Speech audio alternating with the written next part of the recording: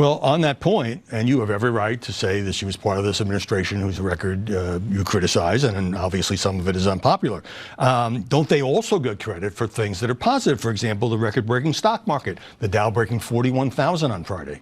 Well, that's simply because businesses think that President Trump is going to come back in. Even as the stock market under President Biden and Vice President Harris continues to break records, a top Trump advisor humiliated himself on the Fox propaganda network when the host in question pressed him about whether or not Biden and Harris should get credit for the stock market. And his answer was staggering. But before we unpack all that, if you end up liking this video and you want to support the channel, please be sure to hit the like, subscribe, and alert bells before you go.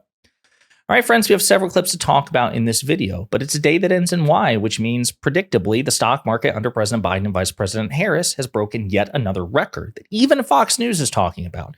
We're going to play this clip in which the record that is broken is explained, and then we'll get into the hypocrisy and dishonesty of top Trump advisor Jason Miller. I should tell you that the Dow hit an all-time intraday high today. At the moment, you're standing at 41,339. It's up 164 points. I should tell So there you go. Another record that the Biden-Harris stock market has broken.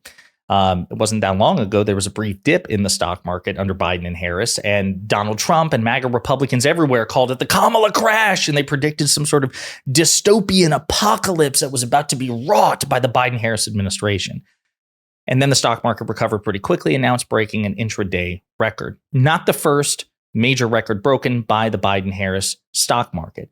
But one of the things that you see a lot is that MAGA Republicans and Donald Trump in particular, they create this really weird, elaborate, nonsensical double standard. When a Republican's in office and the stock market does well, not only is the stock market really important, but they should get all of the credit for the stock market doing well, right? If a Republican's in charge and the stock market doesn't do well, as it did when Donald Trump was trying to manage COVID and he did a disastrous job in his fourth year in office, there were multiple stock market crashes. But that wasn't his fault, according to MAGA Republicans. That's different. Now the stock market's not important, and it's not the Republican president's fault. When a Democrat's in charge and the stock market does extremely well, believe it or not, it's actually because of Donald Trump and Republicans. So if you don't believe me, look no further than this recent exchange between Fox News host Howard Kurtz and top Trump advisor Jason Miller, in which yet again, this hypocrisy and this double standard is created, even though Kurtz, the Fox News host, presses him on it. Well, on that point, and you have every right to say that she was part of this administration whose record you criticize, and obviously some of it is unpopular. Don't they also get credit for things that are positive? For example, the record-breaking stock market, the Dow breaking 41,000 on Friday. Well, that's simply because businesses think that President Trump is going to come back in, and so they're energized. A big part of that RFK and Jr. endorsement that we had on Friday, which is huge. When you look at the numbers state by state, some of the states could be upwards of 13,000 to 20,000 votes. Other states, the RFK Jr. endorsement could. So top Trump advisor Jason Miller says, no, listen, it's because everybody knows that Donald Trump will be reelected. But what's interesting is, if that's what he thinks, somebody should tell, I don't know, the polls, because according to 538 in aggregate, Vice President Harris has about a 3 to 4 percentage point advantage on Trump in the national polls, 47.1 to 43.7. That's interesting. Well, maybe that's an outlier. Sure, it's 538, perhaps the most reputable election aggregate site in existence. But what about the Silver Bulletin, founded by former 538 founder Nate Silver? What about that? Well, he says as of today, Vice President Harris leads by 4.1 points nationally. Okay. Well, okay, so that's 2. What about Real Clear Politics? Well, the RCP, which tends to be more conservative, they have the vice president up by about, 1.5 percentage points, 1.5 to 2 percentage points. So most of, if not all, of the major election forecasting and aggregate sites have the vice president beating Donald Trump head to head in swing states and in three-way races. But Jason Miller says the stock market's doing so damn well because investors and the market believe that Trump will be president. But if he's not winning in the betting markets, if he's not winning in the polls, head-to-head, swing states, or in three-way races, if he's losing in the fundraising, where's that coming from? Almost sounds like you're wishing, right? Almost sounds like you're projecting. Almost sounds like you're just writing fan fiction. It's basically what that was. But it goes back to, again, that double standard, which is when Republicans are in charge, the stock market is really important when it's doing well. And when it's doing well, it's all because of Republicans. When a Republican president is in charge and the stock market's not doing well, the stock market's really not that important. And it's probably because of like the Democrats or something else. And when Democrats in charge, if the stock market's doing really, really well, it's not because of Democrats, it's because of Republicans, even when they're not in power. And then when the stock market's doing really, really badly, okay, when the stock market's doing badly, when a Democrat's in power, it's actually that, then it is because Democrats, shape the stock market. You see how it works? It's pretty despicable. It's so despicable. Then I'm going to introduce another Fox News host. In our first clip, we had Stuart Varney. In our second one, we had Howard Kurtz. And our third one, we have Neil Cavuto, who is a Fox News / Fox business host. And even he has been really fed up with the dishonesty and the asymmetry of the Republican standards on who influences the stock market and who should get credit and blame for it. But the Donald Trump thing in the market amazes me. When they're up, it's all because of him and looking forward to him. When they're down, it's all because the Democrats and how horrific they are. Yet some of our biggest point fall-offs, 3 of the biggest of the top 10, occurred during his administration. Now, a lot of those were in the COVID years. I get that.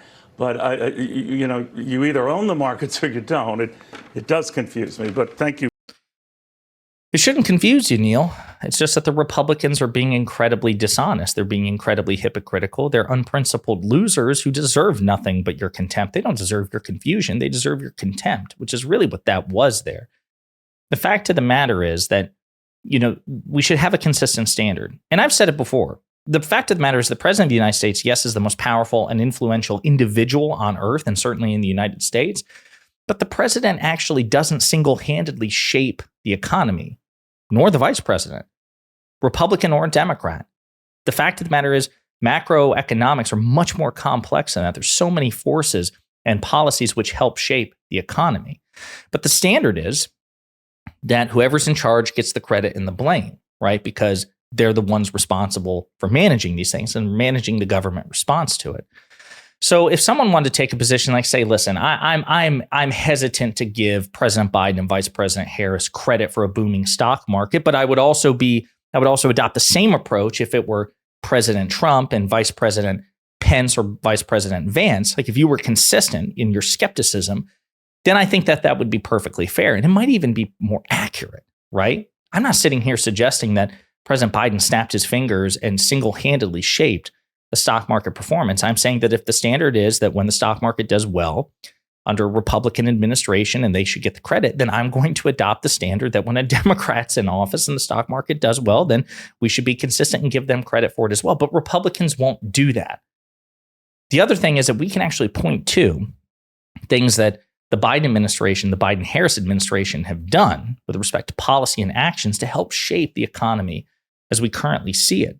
So it was the Biden-Harris administration that presided over a federal vaccine rollout. They took the vaccine that was created under Operation Warp Speed, and they actually coordinated it from the federal level. Folks, this was huge, right? There's a reason that we have the greatest economy in the world. There was a reason that China is no longer on track to surpass us, in large part due to their own economic mismanagement. But it was because that we recovered so amazingly from COVID. The recovery wasn't perfect. There's still people suffering, but we do by far have the best economy in the world compared to every other advanced nation, including China, including our peer nations. And that wasn't necessarily preordained.